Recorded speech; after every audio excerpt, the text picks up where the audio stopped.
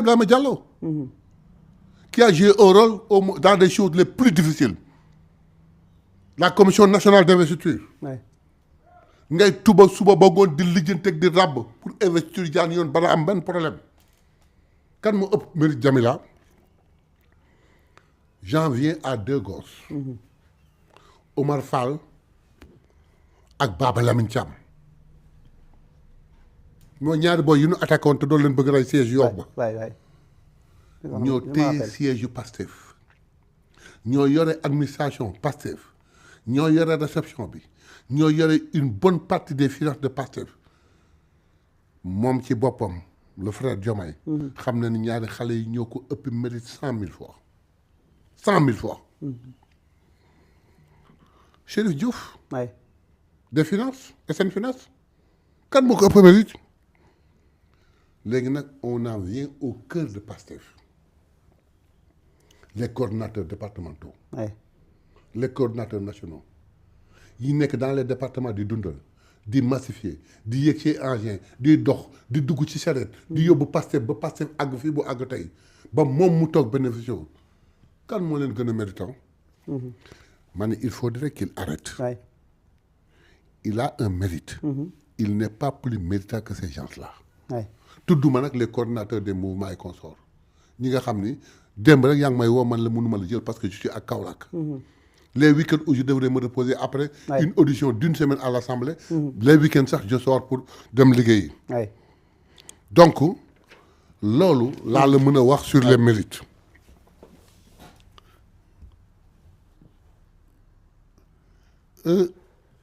dama koy laaj benn laaj wala ku ko jege ba ci ñoom Aljuma Sow la question nag na ma ci internaute di jàppale damay laaj est-ce que Diomaye le frère Diomaye Faye à 3 mois de les élections avant le choix de Ousmane est-ce qu'il lui est effleuré à la tête une seule fois de pouvoir briguer la magistrature suprême de vouloir être candidat sans Ousmane Sonko boot ko na delloo xelam foofu seet ndax ñeme na ko il n'y a même pas rêvé tey jël na nguur neex na kala def buur nga taxaw naan da nga koy défier. nee na signé ñu pacte moom Ousmane Sonko. du ngor. nee na signé ñu pacte. loolu xaw ma ci lu bare am na ju Cheikh Bara wax xam na ko man xaw ma ko du ma wax ci pacte li ma wóor ba wóor daal mooy lenn xëy na engagement mooy am mais pacte du am parce que Ousmane du ko imposer pacte. Ousmane bi ma xam. du ko joxoon ñu fal ko ba pare mu taxaw di ko imposer pacte. xëy na moom mooy bëgg ci engagement bi ko wax mu joxe engagement man côté boobu laa dekk mu engagé wu ni ko dinaa assurer benn mandat et je serai tu seras mon candidat je serai ton directeur de cabinet engagement laa koy tudde mais du ma ko tudde pacte léegi il nous lance un défi 1 million de cartes yi wax na si merci camarade Diomaye tu dis que est-ce qu'on atteindra yàggatul nous dépasserons le million et tu le sauras parce que tu es en train de rêver mais tu verras qu'on peut dépasser le million seulement nee nga ñun même bu nu matee 1 million 2 millions 600 ñoo la votel Diomaye qu'est-ce que tu as fait au secrétariat général du parti mais toi tu ne connais même pas le parti mais le parti les simples ceux qui aiment Ousmane Sonko et qui s'adossent au parti mais ñoo ëpp les militants je prends un exemple simple Cheikh Bara Ndiaye amul carte parti jabaram amu ko jarbaate bi amuñu ko doomam yi amuñu ko xaritam yi am di jàmm amuñu ko je peux compter 200 personnes autour de lui kenn amu ci carte parti c'est 1600 en dehors des millions qui restent c'est des gens qui parce que Ousmane Sonko a dit oui ils ont dit oui. kon ñi bëgg Sonko nga baal ñi bëgg Sonko da ko bëgg résumer ci waa Pastef kase. kaay ma expliquer benn moom pour moom. le million là fa la mën a yem ñoo dégg wax Pastef ñeneen ñi c'est des volants ma bëgg ko wax ni que. su Ousmane Sonko joxoñul woon te def campagne wax ak moom. la mu amoon Ndiaga Ñaaw sax dootu ko am. il n'a même pas pu gagner Ndiaga Ñaaw. tey Ousmane Sonko ñëw ngemb la ànd ak yow defal la campagne. nga gagné taxaw ñëw naan di sous-estimer ce qu'il a fait pour toi. loolu du ngor. voilà mais nag il nous a lancé un défi. nous allons relever le défi bientôt. on en vient à la chose. ci sama départ wax. je te dis quelle est l'opportunité de sa sortie. tombé waral ay gaaf. dans une émission wax naa la ni la yow yaa ma posé question sur L29 L30. ma ne le L29 L30 man je me suis trompé ça c'est hier que l'autre c'est en novembre qu'on a fini de travailler sur ces articles-là. espérant que dans le premier mois de janvier dans le premier jour de janvier dañ koy dugal. au 31 décembre il sort et il dit que dans les 3 mois dans le premier trimestre je vais lancer des réformes et dans ces réformes mu cité ci le code électoral qui englobe les 2 articles-là. par respect à lui contrairement moom ci ñun. par respect à lui. nous nous sommes dit hey comme dañ nar a laal ñaari article te moom da koy dugal kii attendons de voir mais bu code électoral bi ñëwee ñu xool si c'est conforme fa lillahi alhamdi au cas contraire on a des instruments comme les amendements aligner leen à notre vouloir ñu xaar benn weer ñaari weer trimestre bi jeex 20 jours jeex li mu amee prérogative pour mën a def proposition projet de loi. la ñu am prérogative pour def proposition de loi te amuñu luñ ko ciy tàggu amuñu luñ ko ciy xaar respect kese moo tax. ñu defal loolu. te nag mere nan nu ci. ah bon lu ne yëkk nan nu ko ci. L29 L30 bi ngeen. wallaahi. ku leen mere. askan bi mais biñ demee ba xam ne kii après il y a un problème de temps. on est au 20 avril. le délai est passé. ñun xamuñu lu xew fan la toll ci li muy def ndax dana ko génnee ren wala déwén wala dans 4 ans on ne sait pas. mais ñun li nga xam mooy suñu wareef. ñu def ko. moom nee na gisuma dugal ko non attendez. moom xam na ni ñun dugal nañu parce que demande nañu ko son avis mais ñun xamuñu ni moom def na avant projet ñun député yi xamuñu ko. le gouvernement xamuñu ko coalition am ñoo ko xam ba ñuy contrer naan dañuy def conférence de presse mais ñun bi ñuy dugal suñu proposition de loi xamuñu ne amoon na avant projet on ne le savait pas. et nous l'avons mis en procédure d'urgence pourquoi. mais parce que règle CEDEAO dafa wax ni à 6 mois des élections mënutoo laal kii de jeu bi. processus électoral bi te fin juin la. te procédure dafa yàgg ñu dugal ko en procédure d'urgence mais bi ñu ko joxee il a donné un avis favorable le lendemain. waa coalition génn di commentaire di wax ñun doon yàkkamti. yow nee nga nu damay génne ñu xaar la nee nga damay génne ñu toog xaar la ñu xaar la ba xaddi génnee nga soogay génnee li ngay génne woo de. nga ni bon lii laa doon def avant projet ñun avant projet dafa ñu tënk. nous avons connu notre procédure et nous avons fait ce que le peuple veut. je crois que l'objet de sa sortie. c'était surtout ça pour dire au peuple le succès que les gens ont aimé pour avoir écarté rectifié l'article L29 L30. le succès que ça a eu le bëgg atténuer moo tax mu génn di wax naan mënoon nañu xaar lu ñu yàkkam ne du ma xaar lu ma xamut man ba may dugal sama L29 L30 xaw ma loo dencoon waxoo ma ko wanoo ma ko sa coalition nga ko wan donc voilà le problème. léegi. ñun. promettre na. ñu da koy génne. ñun xaar nañu ñëwul exécuté nañu. il a tendance à croire. que à dire. que parti bi dañ ko personnifier. surtout. ci Ousmane Sonko. kenn personnifiewul parti bi ci Ousmane Sonko. c'est le parti moo xam ni su langaa moo ci kii mu yóbbaale ko man su ma doon président parti bi parti bi du dem fenn moom bu nekkoon président parti bi. Diomaye.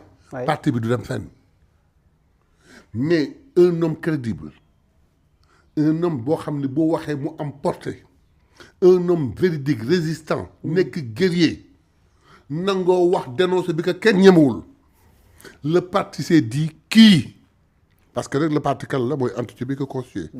kii suñ ci langaamoo mu dem moom muy def ascendance parti bi topp ko parti bi moo topp Trump parce que boo nee Pastef nit ñi tëgg ah waaw mais boo nee Ousmane Sonko ñëpp taxaw te nag ma wax ko nag léegi nit ñi xam ko su Ousmane Sonko toogoon tey dem fee taxaw Pastef daf fee taxaw ñu dem élection Ousmane Sonko battre Pastef. Ah bon? Oui, les sympathisants. Oui. Ceux qui aiment Ousmane Sonko sont plus nombreux que ceux qui adhèrent à Pastef ñi am carte Pastef. Il faut loolu mu boole ko ci ñi koy conseiller politiquement dañ koy nax. analyse yi ñuy def baaxul c'est erroné et totalement faux.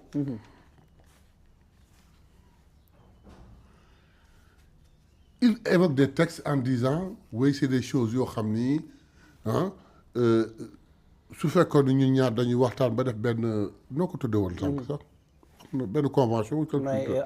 pacte. benn pacte. Oui. Oui ce serait vraiment qui en dehors des textes du parti. Oui. Quand Ousmane le choisissait sur quel texte Ousmane s'est basé il l'a accepté et il est devenu candidat et il a avoué. Ouais. Que pendant 10 ans, j'ai cherché à l'élire sans y parvenir. En 10 jours, il m'a élu.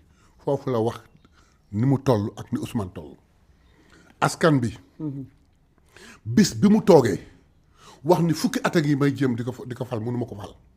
mu fal ma en 10 jours. Ouais. Boobu la wax moom ni mu toll. ak ni Ousmane Sonko toll. Ouais. Donc. Il faudrait qu'il arrête. yow naan di wax ay textes. Ouais.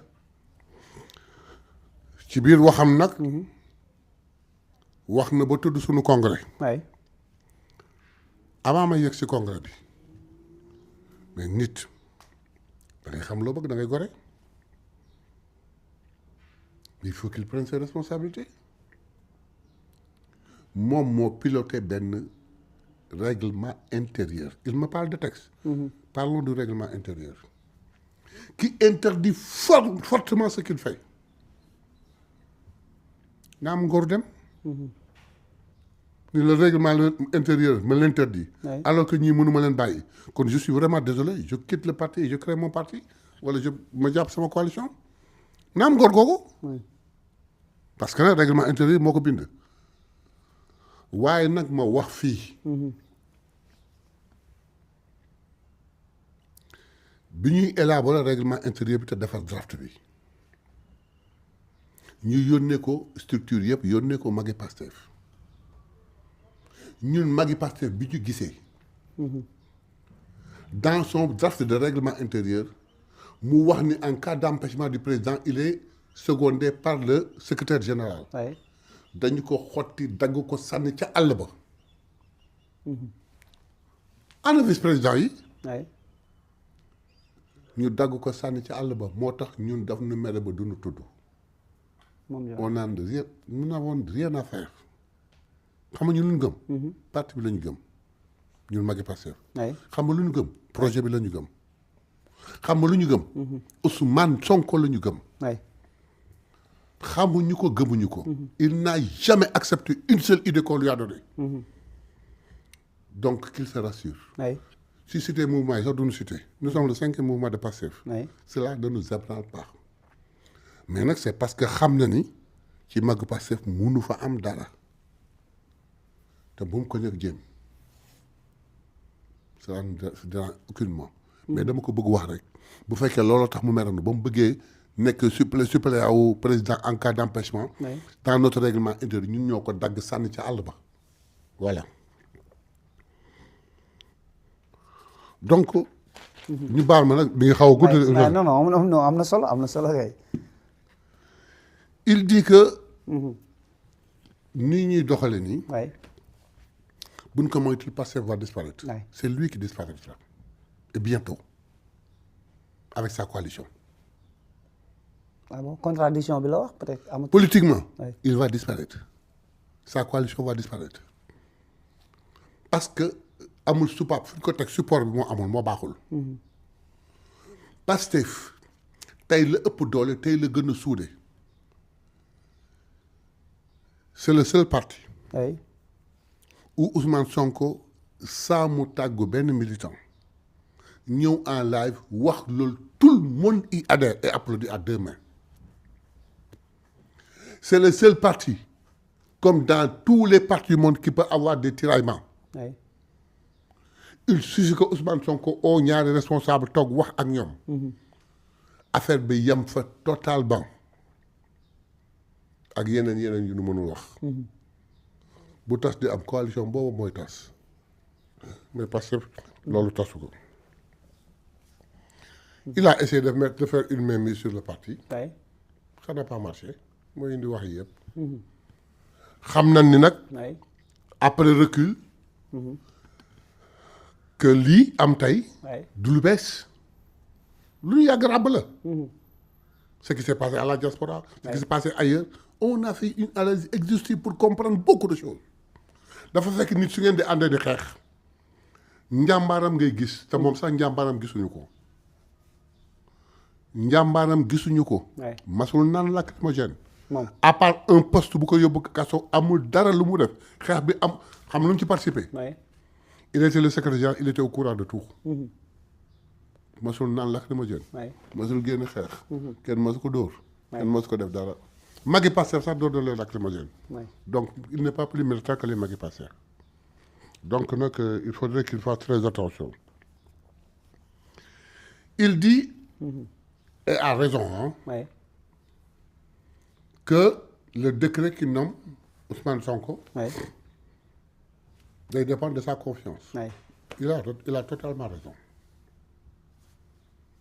Mais le décret qui nomme Ousmane Sonko Premier ministre, oui. moo dépend ci moom.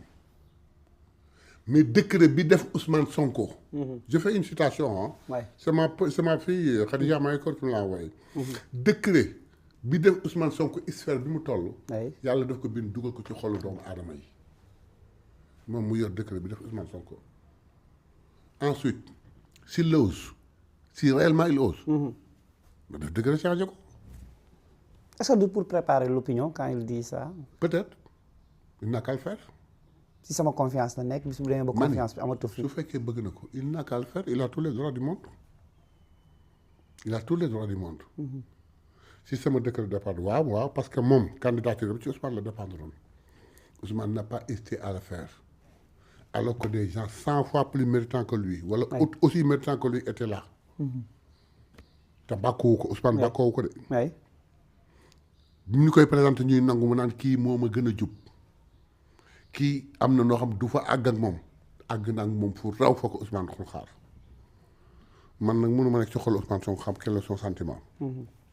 mais man personnellement ka ma xamoon jomaay ba ma xamoon impôt jomaay ba ma xamoon ci biir parti ak jomaay bi may gis wute na nu yàlla ak yàlla yi.